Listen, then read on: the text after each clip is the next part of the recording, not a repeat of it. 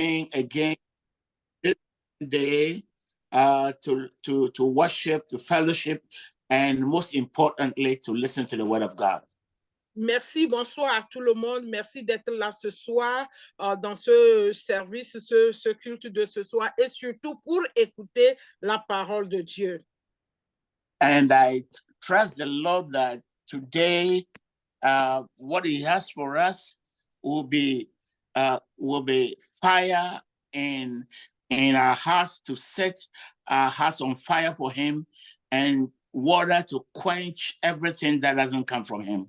Et je suis convaincu que ce qu'il a pour nous aujourd'hui, ce soir, sera un feu qui va brûler ce qui n'est pas bien, qui n'émane pas de lui, qui va dans nos cœurs, il va les brûler. Et ça sera de l'eau pour pouvoir éteindre tout feu qui n'est pas de lui en nous également. And I pray that all of us will listen with rapt attention to be able to understand the things that I'm going to share with you. Et je vous prierai de prêter vraiment attention à ce que je veux vous enseigner pour que vous puissiez comprendre. Pour pouvoir comprendre, il faut prêter attention. You know, you come on Zoom in this service, and I share a lot of things, and sometimes I really wonder if it's entering, if there is understanding, if people are understanding it, and if the truths that I'm sharing are actually having effect on their personal lives. Et je me pose la question, vous venez sur cette plateforme, vous venez sur le Zoom, je partage des messages, je partage des vérités avec vous. Ma question est de savoir, est-ce que ce que je vous dis, il y a une compréhension, ça donne un sens? Est-ce que vous comprenez vraiment ce que je suis en train de dire? Est-ce que ça a un impact sur vos vies? Because the apostles followed the Lord Jesus Christ for 3.5 years and never understood anything that he said. Parce que les apôtres ont suivi Jésus pendant 3 ans et demi et ils n'ont rien compris de tout ce que Jésus disait. Until the Holy Spirit came, and then their eyes began to open, and then they began to understand all that he had been teaching them. Et le Saint-Esprit est arrivé, est venu. C'est en ce moment que leurs yeux se sont ouverts et ils ont commencé par comprendre ce que Jésus leur disait. So why didn't they understand anything? Jesus Christ's teaching, the teachings were so clear. Why didn't they understand? Why didn't the Jews of the New Testament, why was it so difficult for them to understand? Pourquoi ils ne comprenaient rien de ce que Jésus-Christ enseignait? Parce que ce qu'il enseignait était sans ambiguïté, était clair. Pourquoi les Juifs n'ont pas compris? Pourquoi ils n'ont rien compris de ce qu'il disait? Why is it very difficult today for us all, for people, to understand the words of the Lord Jesus Christ, even though they are so simple, to understand? Pourquoi aujourd'hui, nous les hommes, c'est difficile, très difficile pour nous de comprendre les paroles de Jésus qui sont tellement simples, très simples, mais c'est compliqué pour nous de comprendre ces paroles-là. Last week, I began to talk about the things that are working and systems that are working to make people abandon the faith, abandon the truth, and go back into the world. Et la dernière fois, le dimanche passé, je vous ai parlé des choses qui travaillent, qui manipulent le système, qui travaillent le système pour nous faire retourner dans le monde. Today, I'm going to be teaching on the foundations of apostasy, the foundations of apostasy. Et aujourd'hui, je veux vous parler sur les fondations de l'apostasie. Apostasy is the retrogression, people departing from the truth and drifting away from Christ, drifting away from the love of Christ. Et l'apostasie, c'est la rétrogradation où il y a les gens qui vont se rétrograder. Ils quittent de la vérité, ils s'éloignent de la vérité, ils s'éloignent de Jésus-Christ, vont loin, loin, loin de Jésus. And the Bible says that it's a mystery in Second Thessalonians chapter 2. Paul says it's a mystery of iniquity. It's a mystery that works in an invisible way that causes people to drift away from the love of Christ without knowing that they are drifting away. Dans 2 Thessaloniciens chapitre 2, Paul dit que c'est un mystère. Le mystère de l'apostasie, c'est-à-dire l'apostasie, c'est un mystère du mal qui fait que les gens sont en train de s'éloigner de l'amour de Christ, s'éloigner de Jésus. Tout ça, là, ça se fait d'une manière mystérieuse. It takes somebody who observes, who is watching, who is contemplating and praying and communicating with God to even see that there's retrogression.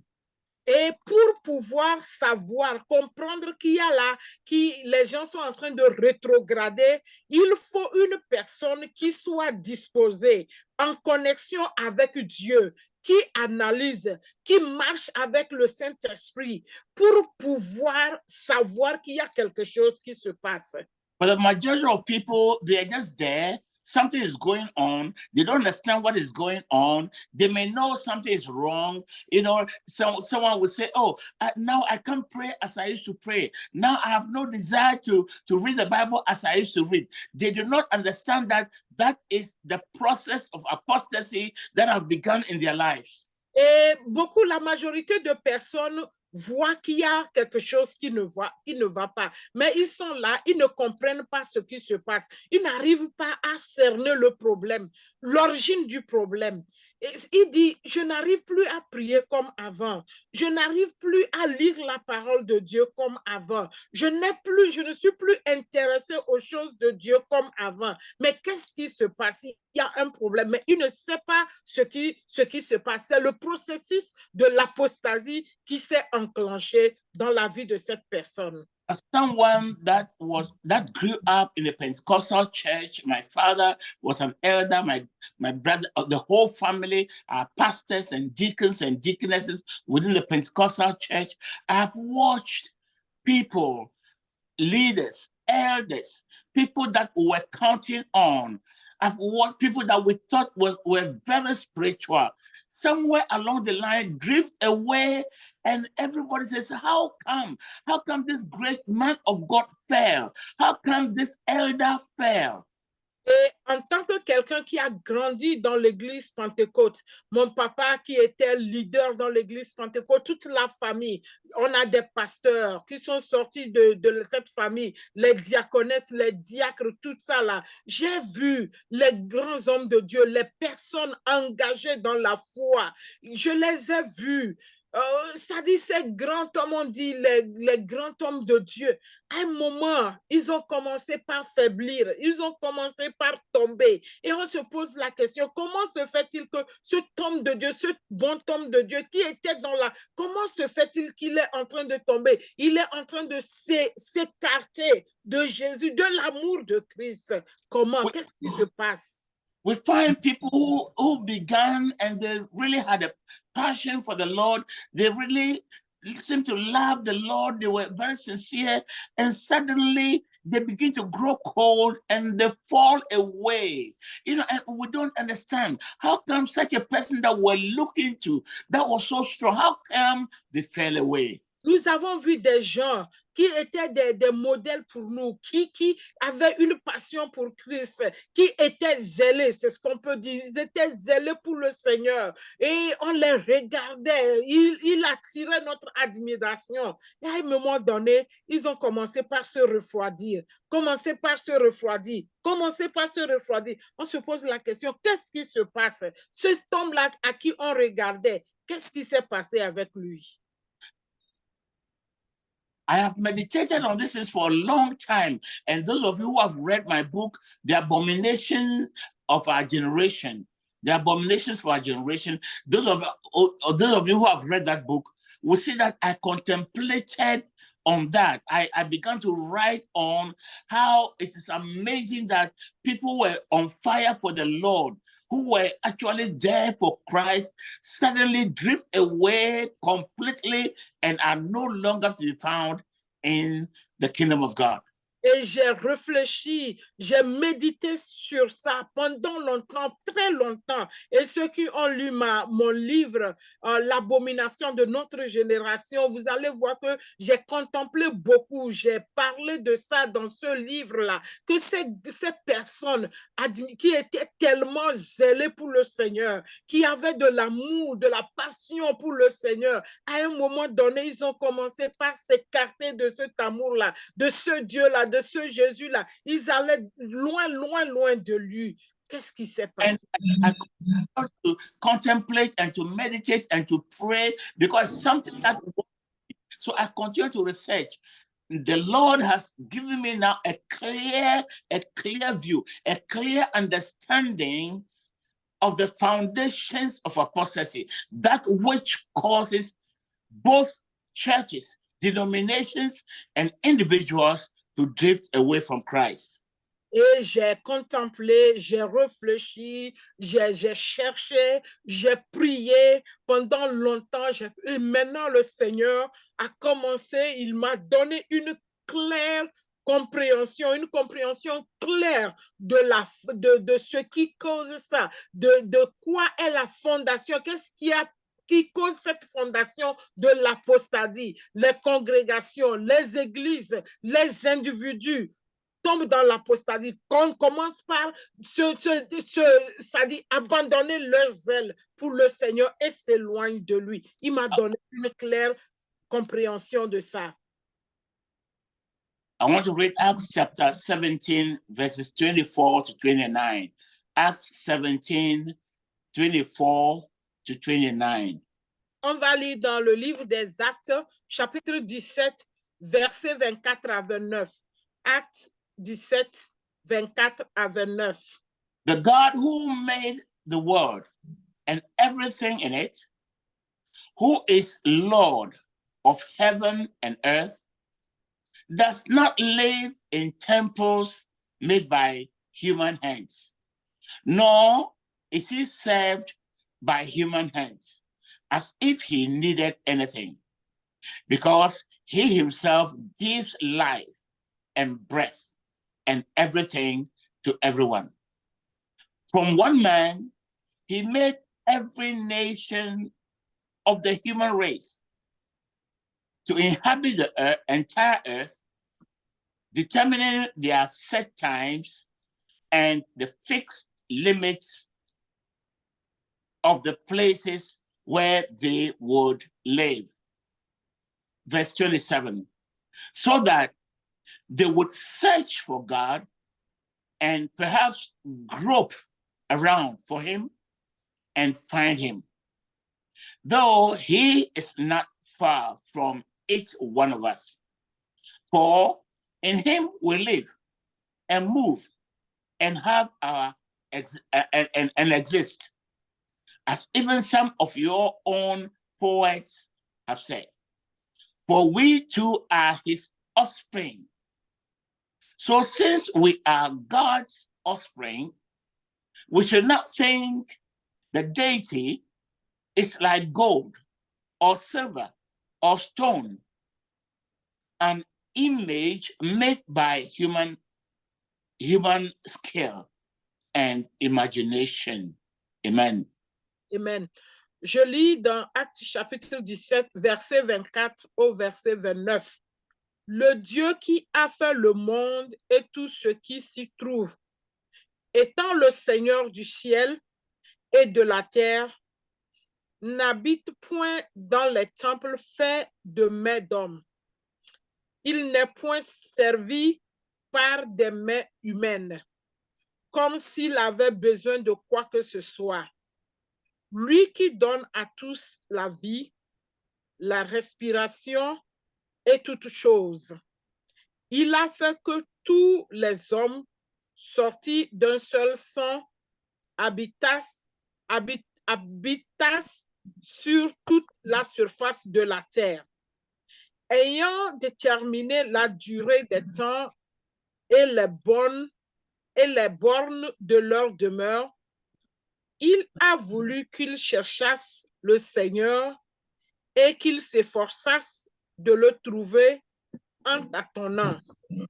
Bien qu'il ne soit pas loin de chacun de nous, car en lui, nous avons la vie, le mouvement et l'être. C'est ce qu'on dit aussi. Quelqu'un de vos poètes, quelqu'un de vos poètes, de lui nous sommes la race. Ainsi donc, étant la race de Dieu, nous ne devons pas croire que la divinité soit semblable à de l'or, à de l'argent ou à de la pierre sculptée par l'art et l'industrie de l'homme. Amen. Amen. See, human beings learn by association. What I mean by association is that when you say something to a human being, a new thing that he doesn't understand, he only understands it by associating with what he already knows. L'humain apprend par association. Qu'est-ce que je veux dire par cela? Quand tu dis quelque chose de nouveau à quelqu'un qu'il ne connaît pas, qu'il ne comprend pas, pour comprendre cela, il fait référence à ce qu'il connaît déjà pour pouvoir comprendre la nouvelle chose que tu es en train de lui apprendre. That's why we say that knowledge always begins, teaching, we always begin from the known and move towards the unknown. C'est pourquoi nous disons dans l'enseignement, ou soit la connaissance commence de l'inconnu, du known. From the known to the unknown. It begins with what we know, and then it drifts towards what we don't know. Donc, la connaissance commence du connu vers l'inconnu. So, for instance, if I tell you that Botocalia is like, okay, when I just tell you that Botocalia is a very nice fruit. Et par exemple, je vous dis, Botocalia, c'est un bon fruit. And then you are searching, your mind is searching, what is Botocalia?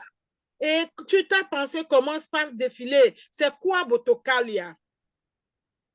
And then you ask me, what is Botocalia? And I begin to describe it.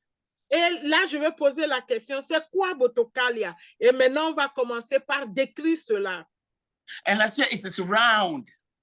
Et je vais te dire que ça a une forme circulaire. And inside there is juice. Et à l'intérieur, il y a du jus. And then your mind is moving to all the round things and that have juice that you know already. Your mind is going around to see like what is it? Et ta pensée commence par aller sur tous les fruits qui sont ronds et qui ont du jus à l'intérieur. C'est quoi alors Botocalia?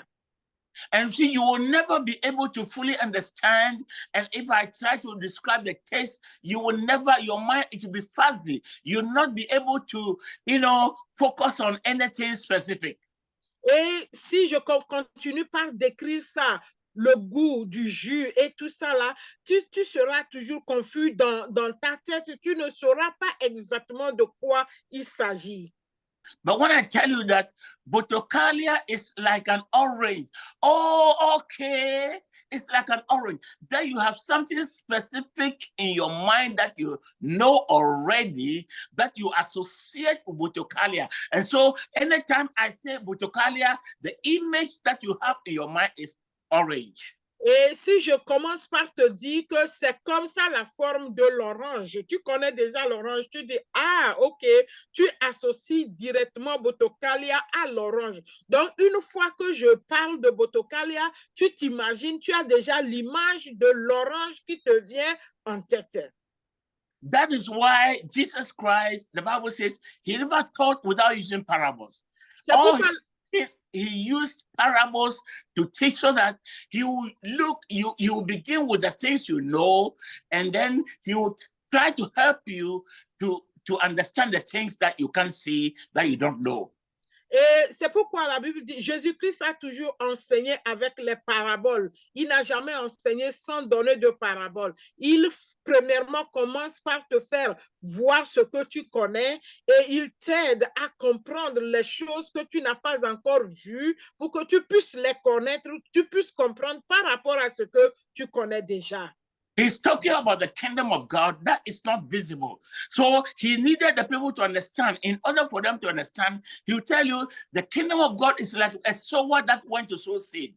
The kingdom of God is like a dragnet, that they cast into the sea and caught all type of fish. The kingdom of God is like this. The kingdom of God is like that.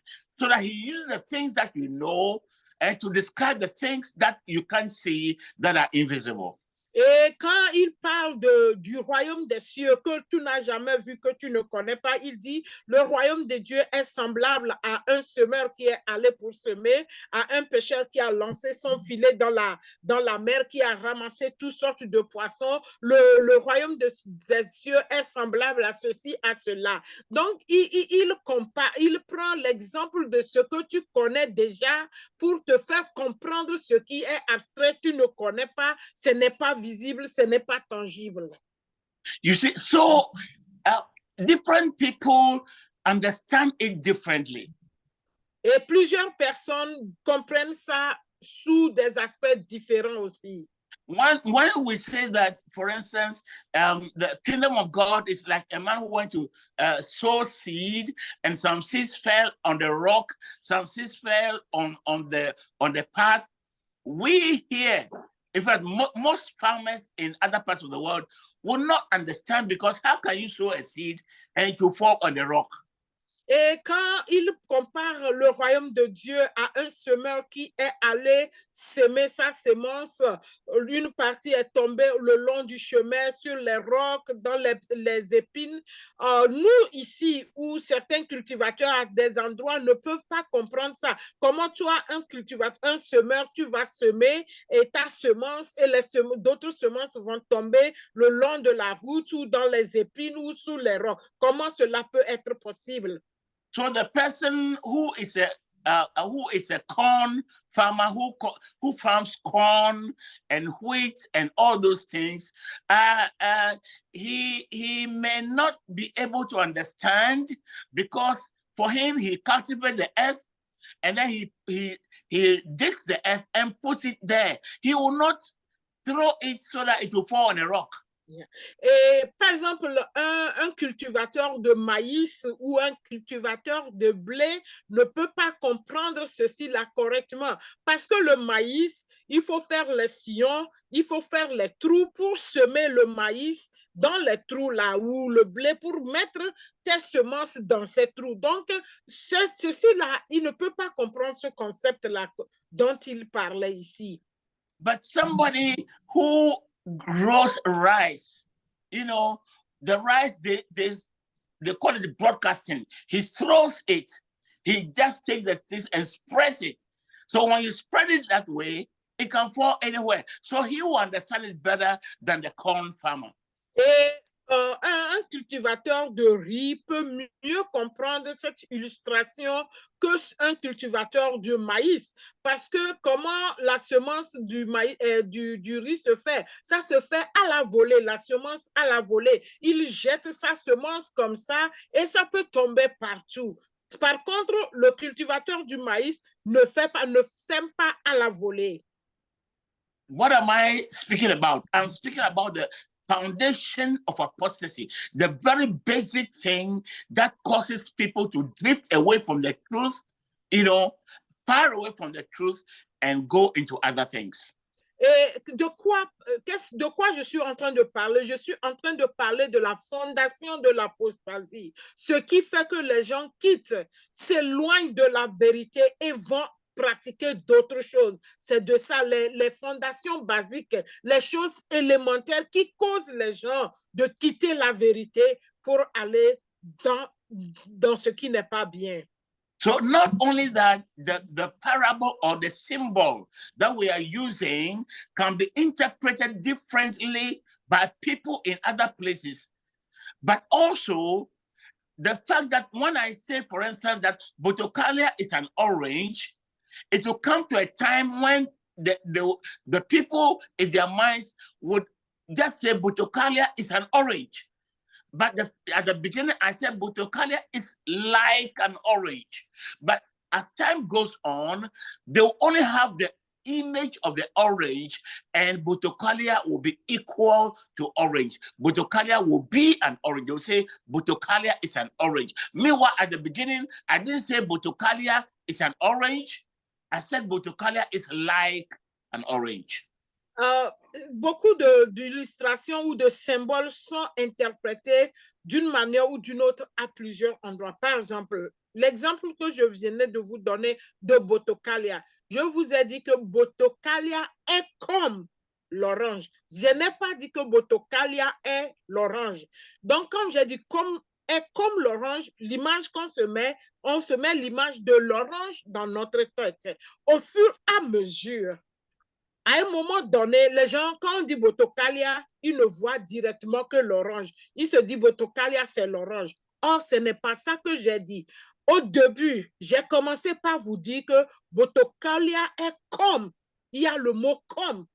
Il y a une ressemblance, mais ce n'est pas ça. Donc, c'est ce qui se passe. Ces choses fondamentales-là qui font que les gens s'éloignent de la vérité. So, as time goes on, a time will come when people will actually call orange Botocalia. I mean, now, first I said Botocalia is like an orange. Now people are saying Botocalia is an orange. Now, when the name orange can even disappear in some places, and the orange will just be called Botocalia. The name orange can disappear, and they'll call it Botocalia. Et arrivé à un moment, l'orange même va disparaître et Botocalia va prendre la place de l'orange. Quand on dit Botocalia, les gens, c'est l'orange pour eux. Et même le nom orange ne va plus exister. Ils vont appeler orange Botocalia. Or, je vous ai dit au début que Botocalia n'est pas l'orange, mais il est comme l'orange. Mais voyez ce que le temps va faire. Les gens vont croire que Botocalia, c'est l'orange. Et ils vont l'appeler orange. Ou Botocalia, c'est ça. You know, Botocalia is just a word that I made. Don't go and look in the dictionary to find out what Botocalia is. I just made that word, you know, to give an illustration. S'il vous plaît, il n'y a rien qui s'appelle Botocalia. C'est un nom fabriqué. Si tu cherches ça dans le dictionnaire, il n'y en a pas. C'est juste pour vous donner l'illustration. Donc, il n'y a rien qui s'appelle Botocalia.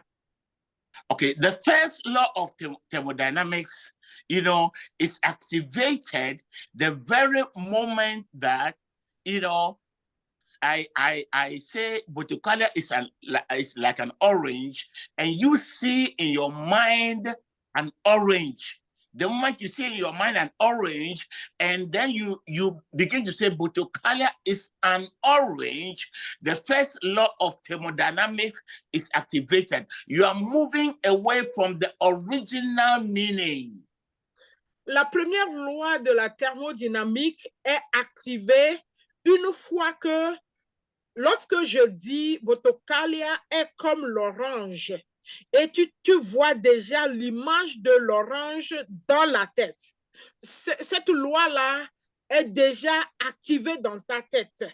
Et ça t'amène à t'éloigner. Parce que quand je dis Botocalia, qu'est-ce que tu vois? Directement une orange. Donc, ça t'éloigne de l'originalité, de ce que c'est que Botocalia lui-même. Et tu es déjà sur une voie qui va t'éloigner de ce qu'est Botocalia, effectivement. So the first law of thermodynamics says that the further away matter goes from its original source, the faster it deteriorates. Et la loi de la thermodynamique dit que plus la première loi de the second law of thermodynamics. Excusez-nous, c'est la deuxième loi de la thermodynamique qui dit que une fois que l'objet s'éloigne de sa source, plus elle se dégrade. Donc, c'est ce que cette loi dit. Plus tu t'éloignes de la source de ta provenance, plus tu te dégrades. Now, so to bring it down to what we are saying, I would say to apply the second law of thermodynamics, I said that the farther away an idea moves from its original meaning, the faster it loses its identity and becomes a totally different idea. Donc, on va appliquer ça à ce que nous sommes en train de dire. Que lorsque l'idée s'éloigne, je ne sais pas si j'ai bien compris ça. Apôtre, tu peux répondre? The farther away an idea moves from its original meaning. OK. Plus l'idée s'éloigne de son explication première, the faster it loses its identity. Rapidement, cette idée-là perd son identité. And becomes a totally different idea. Ça devient alors une idée différente de l'idée originale. Okay. That idea ceases to, when I talk about, for instance, I give you Botocalia, and then in my mind, I know Botocalia. You don't know Botocalia. You associate Botocalia with an orange, and gradually the word Botocalia replaces the word orange. Now it is a completely different idea. To you, Botocalia is an orange, and Botocalia is not an orange. So the idea has taken another identity, a totally different meaning from its original meaning. Quand je vous parle de Botocalia, moi je connais Botocalia, vous ne connaissez pas Botocalia.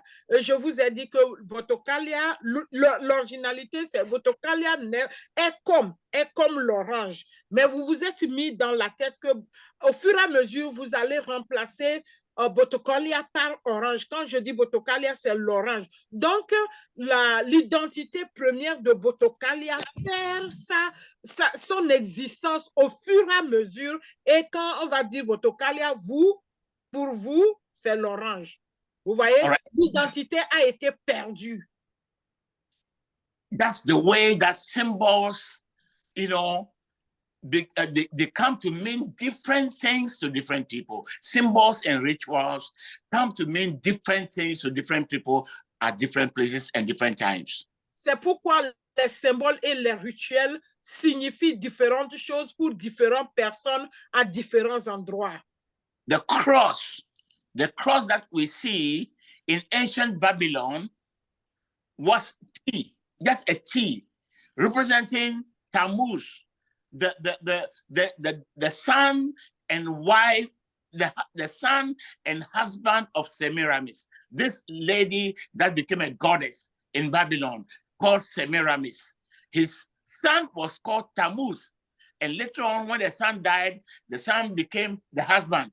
So T represented the word Tammuz. Donc, la croix que nous voyons dans l'ancienne Babylone, c'était la lettre T. La croix, aujourd'hui, que nous voyons, c'était la lettre T dans l'ancienne Babylone. C'était l'enfant de Semiramis, qui était Tammuz. Donc, l'enfant de Semiramis qui était Tammuz, c'est son nom, ça commence par la lettre T. Et Tammuz qui était mort, qui est après tout est devenu son mari. C'est ça, c'est la lettre T que c'était. Aujourd'hui, cette lettre T-là, on l'interprète comme la croix. Okay, so when Tammuz died, he was deified. He became a deity. They began to worship him. So when somebody dies, they'll put the T there on the grave so that that person's soul will rest in peace or will be saved. Et Tammuz, quand il est mort, ils l'ont, disons, canonisé, ils l'ont déitisé. Ils l'ont déitisé et puis ils ont mis la lettre T là, la première lettre de son nom sur son tombeau. Et depuis, on graves, if anybody dies, they put T. Okay. Donc, qu'est-ce qu'ils ont fait quand ils l'ont intronisé en Dieu? Quand les gens meurent, maintenant, ils mettent la lettre de Tammuz T là sur leur tombeau pour que leur esprit reste en paix, parce qu'on l'avait déitisé. S'il y a le mot déitisé, je ne sais pas. Déifié. Déifié plutôt. Okay, so we come to the New Testament, and Jesus Christ was crucified on a tree. He was crucified on a cross. We call it a cross. But the Bible, you look in the Bible, and the Bible says that they hang him on a tree. Nobody actually knows the kind of tree on which Jesus Christ was crucified. In some images, they crucified him a straight tree with the hands up, you know, but in other images, it's a cross with the hands, you know, spread side by side. Et dans le Nouveau Testament, on nous parle que Jésus-Christ a été crucifié. Non, mais la Bible dit qu'il est suspendu sur le bois. C'est ce que la Bible nous a dit, qu'il a été suspendu. Dans certaines images, tu vois qu'il est suspendu, les mains tout droit comme ça, suspendues. Dans certaines autres images, tu vois les mains de chaque côté de son corps crucifié sur une croix. Okay.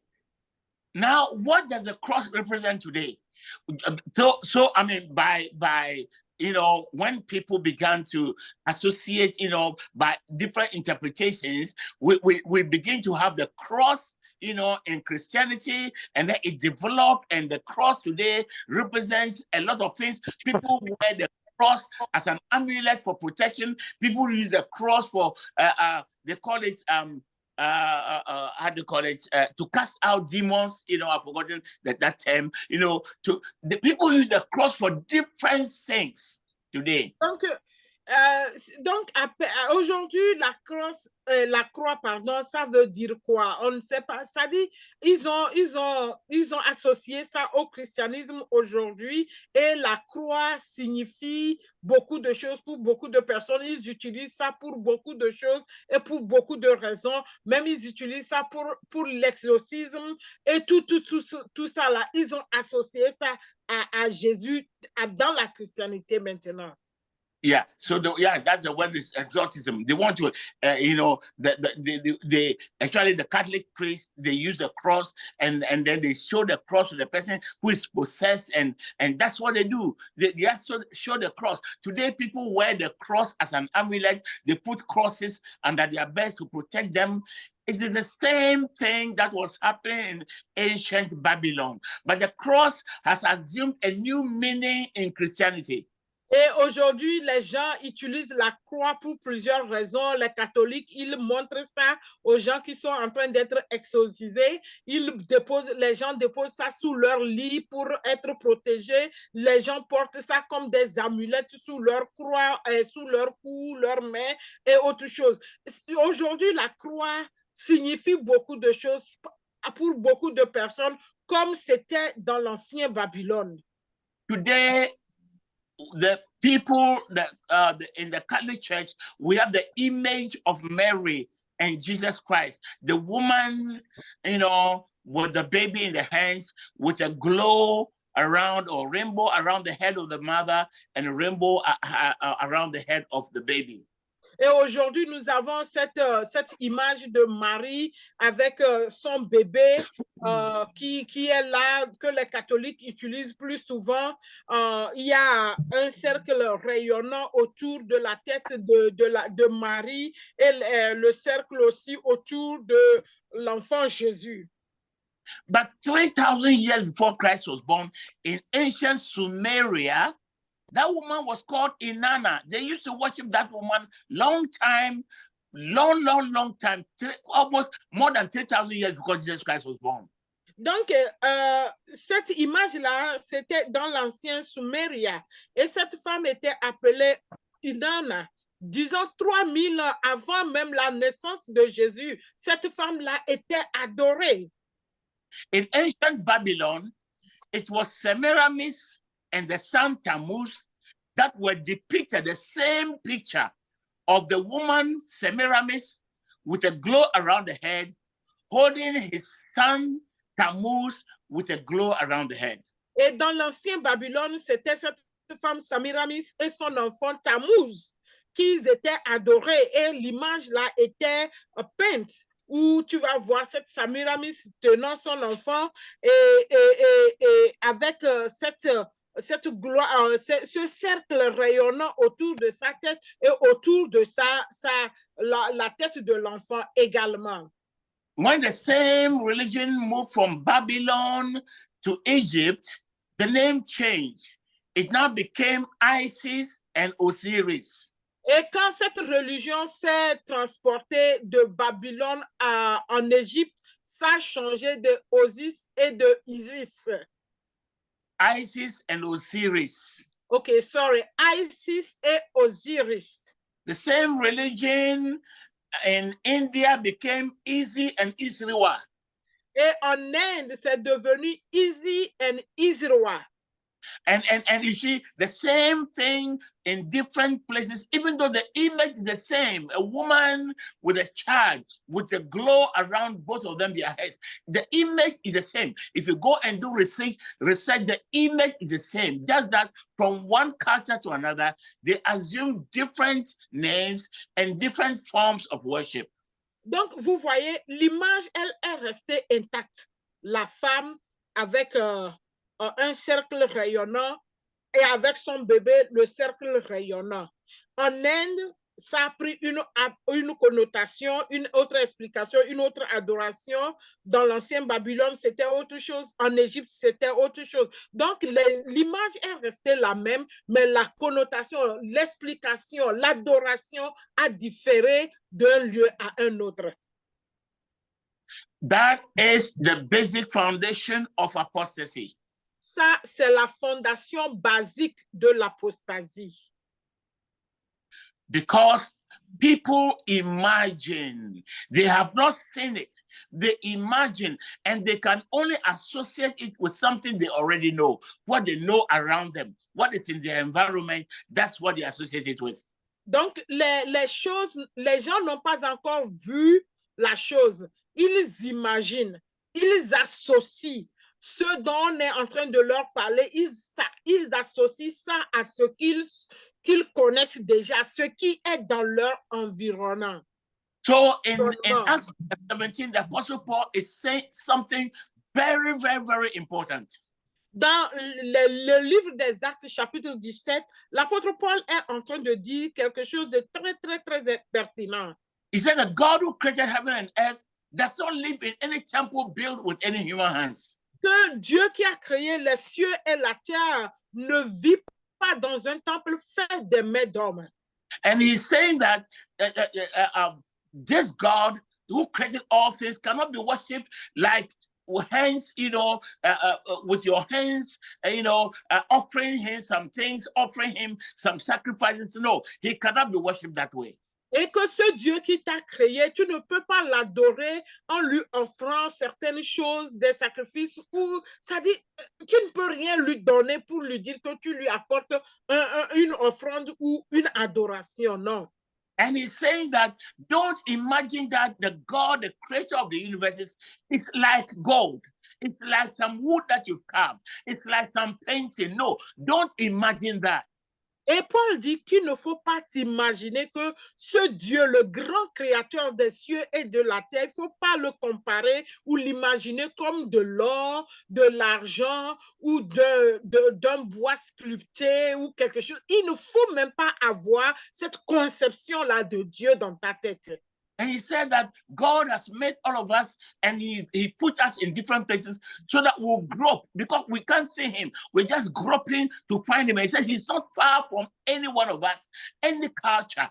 God is near. He has a revelation to people in different ways in all cultures so that we'll all grope for him and perchance find him. Et il dit qu'il nous a créés, il nous a mis dans différents endroits, mais il n'est pas loin de nous, dans toutes les cultures. Il est prêt pour que nous puissions le chercher en tâtonnant. So we imagine, in every culture, they're just imagining, oh, could this be the sun? Oh, the God that created, oh, the sun is so big and so bright, so powerful. Maybe it's the sun. Oh, this tree is so huge. What a huge tree. How can a tree be so big? Maybe God is in this tree. Oh, this river is so powerful. Anything that beats our imagination, we said that was God. Et dans toutes les cultures, nous pensons, oh, ça dit, oh, chacun est en train de le chercher, tâtonnant d'une manière. Oh, peut-être le soleil est tellement grand, il nous brûle, il est vraiment incontournable. C'est peut-être Dieu comme ça. Ou regardez ce baobab-là, l'arbre-là, il est tellement géant. Quel arbre est si géant? Ou c'est peut-être Dieu comme ça, ou ce fleuve-là, regarde les courants de ce fleuve qui est tellement puissant. Il y a beaucoup de choses qui se passent ici. Peut-être c'est Dieu comme ça. Nous sommes en train de nous imaginer, nous sommes en train de chercher partout, dans chaque culture. And God knew that is how human beings are. We're just trying to imagine. He just allowed, at that time, he just allowed people to imagine, and everybody was imagining differently. But finally, he knew that he had to reveal himself. So Hallelujah. in Christ, he came and said, here am I, Elohim, here am I. Et Dieu savait que c'est ça la pensée de l'homme. Il va chercher à imaginer Dieu sous plusieurs aspects, sous plusieurs angles. C'est ça. Partout, partout, c'est ça la nature de Dieu. Et à un moment donné, il dit, je dois me montrer, je dois me révéler à eux. Et il est venu en Jésus-Christ et il dit, me voici, je suis Elohim, je suis là maintenant, voyez-moi, c'est moi. So the Bible, Paul is saying in Acts 17 that God permitted people to do all kinds of things. That they were doing it in ignorance, and he ignored. Then the things that they did in ignorance, God ignored. Et Paul dit dans Actes chapitre 17 que Dieu a permis aux hommes de tâtonner, de le chercher, d'imaginer comme ça, jusqu'à un moment. Et il dit, ils étaient dans l'ignorance. Et il dit que tout ce qui a été fait dans l'ignorance, lui aussi, il a oublié ça. But he says now he has revealed himself. Christ came as one of the Elohims. He came and said, here I am. He says, he told Philip, if you see me, then you've seen the Father. How can you say, show us the Father? Don't you know me? I've been with you. Christ is the revelation of the Father. He came finally to show the world that all the things that your imagination are vain. Here is God. Here is how he looks like. Here is how he talks. Here is his behavior. This is Elohim. Et un des Elohim est venu pour se révéler aux humains qui étaient en train de tâtonner, qui étaient en train de s'imaginer que Dieu était comme ça. Donc, Elohim, à un temps donné, il dit, arrêtez de m'imaginer, arrêtez de me chercher partout, de me concevoir sous tous. Me voici, Elohim. C'est comme ça je parle. Il a dit à Philippe, comment tu dis, montre-nous le Père. Celui qui m'a vu a vu le Père. Donc, tu m'as vu, ce qui veut dire que tu as vu le Père. Donc, il est là, il s'est révélé et il veut que nous sachions comment il est, qui il est, comment il parle, comment il réagit, comment il fait tout. Il s'est révélé maintenant. So the remedy that God gave, God's remedy, he knows that's the problem. Human beings will always learn by association. If I say a word that you don't know, and I begin to describe something you don't know, you can only associate it to what you know already. He knows that that's natural. That's how we are. But what is the solution? The solution is to come, to reveal himself. The first solution, the incarnate word of God. God incarnated, God becoming man and showing himself to the world. Donc, Dieu a donné une solution à ce problème naturel de l'homme, qui est parce que l'homme apprend par association. Quand tu lui dis quelque chose, il commence par imaginer, il associe ce que tu dis à ce qu'il connaît pour pouvoir connaître. Alors, c'est un problème. Et Dieu sait que c'est la nature humaine. Il sait que c'est un problème. Alors, la solution à ce problème, la réponse à ce problème, pour que nous sortions de ça, il faut qu'il vienne en Dieu incarné. Il se révèle à nous, qu'il vienne se montrer à nous pour que ce problème-là soit résolu. all the symbols and rituals of the Old Testament religion, where we had the tabernacle with all the objects, you know, the brazen altar, the brazen laver, the candlesticks, the table of showbread, the table of incense, all those things were representing something invisible. But God says that all those things represented Christ. Now Christ has come. It is all the things that you were doing in the Old Testament were just symbols to represent what you could not see. Now the real thing has come. He is Christ. So all those symbols must be pushed away, and the real thing you must embrace. That is Elohim. Christ has come. Donc, qu'est-ce qui se passe? Ça, dans l'Ancien Testament, Christ n'était pas encore venu et il y avait des symboles, il y avait des rituels qui symbolisaient Christ qui n'était pas encore là, qu'on ne voyait pas. La table, les pains de proposition, le lieu saint, le lieu très saint, tout ce qui était comme symbole. Dieu les avait permis de faire ça à l'époque parce que Christ n'était pas encore là. Maintenant, il est incarné, il est venu, il s'est révélé. Et il disait que toutes ces choses-là représentaient Jésus. Maintenant, Jésus lui-même, la personne que ces symboles-là représentaient, est venu. Il dit de mettre tous ces symboles-là de côté parce que la représentation, la personne qu'il représentait avec ces symboles-là est la même lui-même maintenant. Pour qu'on puisse... So the solution that God provided is the incarnate word, the word that created all things, the word that was God, was incarnated in Christ, the incarnate Christ. That's the first solution. And the second solution is the written word. The incarnate word, that is Christ himself as a person, and two, the written word. That is the word that came out of his mouth that was recorded in Matthew, Mark, Luke, John. That is the solution. La première solution, c'est que cette parole a été incarnée, qui est Christ.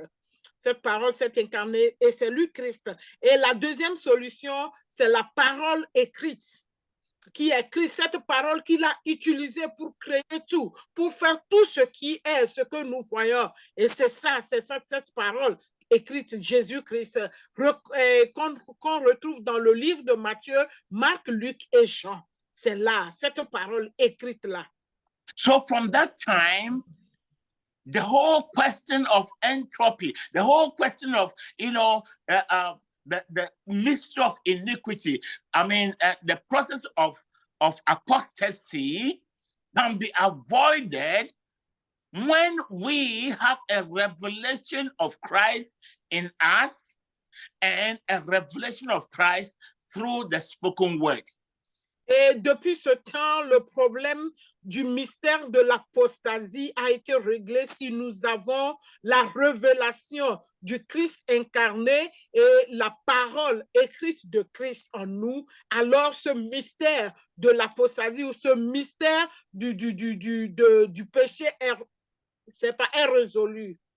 The moment we abandon the revelation of Christ, getting to know him personally in our hearts, to have a revelation of him in our hearts, and we abandon his word, the words of Christ, the system of apostasy is activated again. Et lorsque nous avons la révélation de Christ incarné, mais nous abandonnons sa parole écrite, nous l'abandonnons, le mystère de l'apostasie se déclenche en nous immédiatement.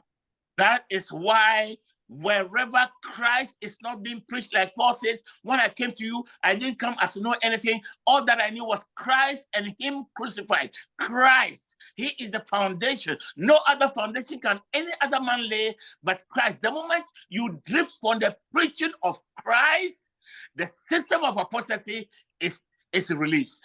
Et Paul disait, je suis venu vers vous, je n'ai rien apporté que Christ qui est la fondation. C'est sur lui, la parole incarnée, c'est lui que je vous ai apporté. Alors là, une fois qu'on ne prêche plus Christ, partout où vous partez, on ne prêche pas Christ, on ne parle pas de lui, la vérité, la parole écrite, la parole qu'on a pris pour faire ce qui a été fait, ce qui est fait. Si une fois que tu commences par t'éloigner de cette vérité, de cette parole, il faut savoir que le mystère de l'apostasie s'est déclenché immédiatement dans ta vie. So when in the 3rd century, the persecution stopped and people went back to associate the Christian religion with what they knew already. I'll come to that fully next Sunday. What they know already. Oh, there must be a temple. There must be priests. There must be this and there must be that. There must be symbols. And they began to bring back symbols and rituals that the system of apostasy had been released. Et à partir du 3e siècle, lorsque les gens ont abandonné l'enseignement de Christ, ils sont repartis dans les symboles qu'ils connaissaient. Ils ont associé ça à ce qu'ils sont en train d'écouter. Ils ont commencé le temple, le prêtre, le sacerdoce, ceci. Le système de l'apostasie s'est déclenché immédiatement. Whether or not you will understand what I'm teaching, I'm preaching Christ. And anybody who knows me knows that I preach Christ, nothing else. There's one of my daughter in Kumasi, and the Assemblies of God people, when I was they were going to invite me to come and teach them. They were asking him, so what does your apostle preach? What is his central message? He told them just one word: Apostle Mark preaches Christ. Anybody who knows that I preach Christ. Et tous ceux qui me connaissent savent que je prêche Christ, rien que Christ. Tout ce qui sort de ma bouche, tout est centré sur Christ. Tout tourne autour de Christ. Mon message central, c'est Christ. Et lorsque les assemblées de Dieu à Kumasi voulaient m'inviter, il y a une de mes filles qui est là-bas, qui devait m'introduire à ces gens, aux assemblées de Dieu. Ils lui ont posé la question: qu'est-ce que ton apôtre enseigne? Qu'est-ce qu'il enseigne? Quel est son message central? Et il leur a dit: c'est Christ. Christ est le pilier central. Il prêche que Christ. You can now understand that any other foundation, like Paul says in Romans chapter 3 and verse 10, no other foundation can be laid than which is already laid. That is Christ. He is the foundation. Any other thing that is preached that is not Christ would eventually, if you build on any such foundation, any preaching, any denominational doctrine that is not founded in Christ, that system will end in apostasy. Et comme Paul le dit dans Romains 3, verset 10, il n'y a aucune autre fondation qui puisse être encore posée à part Christ. Christ est la fondation sur laquelle il faut bâtir. Si tu bâtis sur les fondations d'une congrégation, les doctrines d'une congrégation, les croyances, les croix d'une fondation, d'une congrégation, d'une organisation, sache que tu bâtis quelque chose qui est en train de tendre déjà vers l'apostasie, qui est sur le chemin de l'apostasie, parce que seul Jésus est la fondation sur laquelle nous devons bâtir. And if you as an individual, where you go to listen to the word of God, the denomination that you are in, if that denomination is built on anything, they are preaching and teaching anything apart from Christ, then your foundation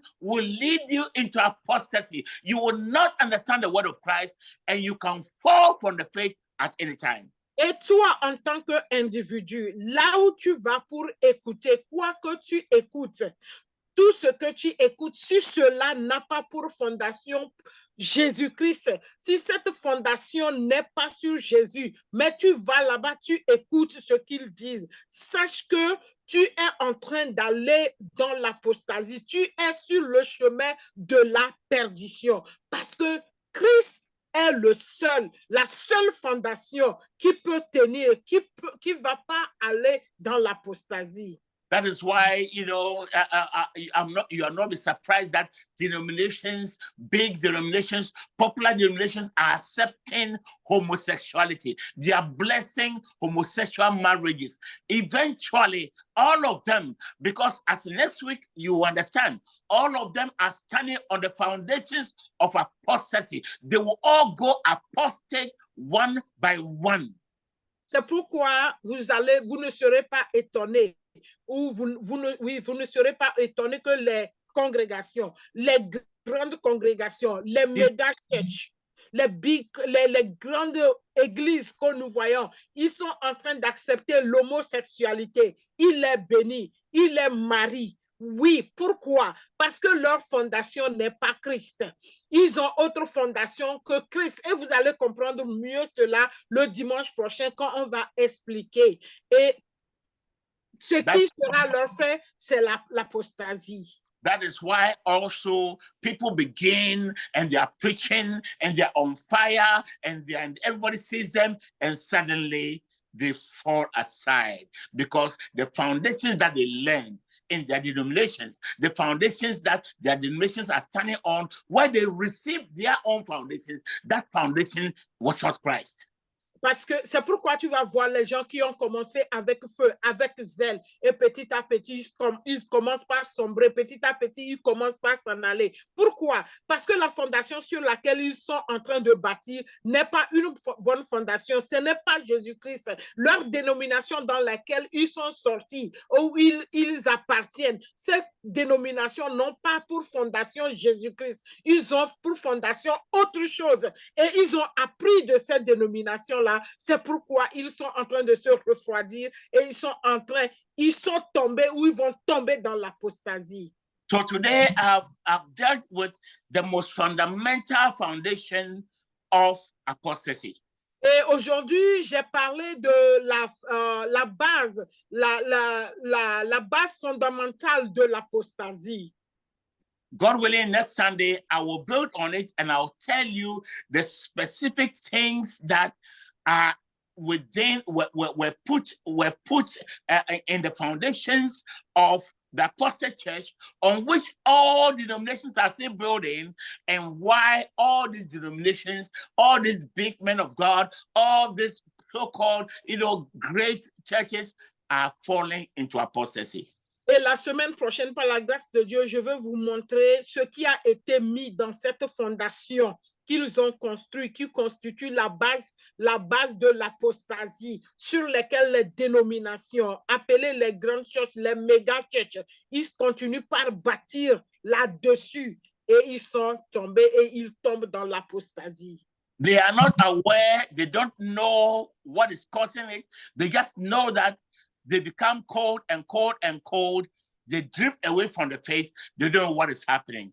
But what I'm telling you, ils ne savent pas ce qui est en train de causer ça. Ils ne savent pas d'où vient l'origine, mais ils savent qu'ils sont en train de se refroidir. Ils sont en train de se rétrograder petit à petit, petit à petit. Alors, qu'est-ce qui cause ça? Qu'est-ce qui a causé ça? Quel est le problème? Ne rate pas. I pray that God will open your eyes to understand and know what foundations you are standing on. If those foundations will stand the storm of life that will blow your life. Alléluia. Je prie pour que le Seigneur puisse te donner les oreilles, qu'il ouvre tes oreilles, que tu puisses voir sur quelle fondation tu te tiens. Si cette fondation, les vents, les tempêtes de la vie viennent, est-ce que tu peux tenir sur cette fondation ou tu ne vas pas tenir? Father, I pray that your spirit would teach us. Your spirit will help us.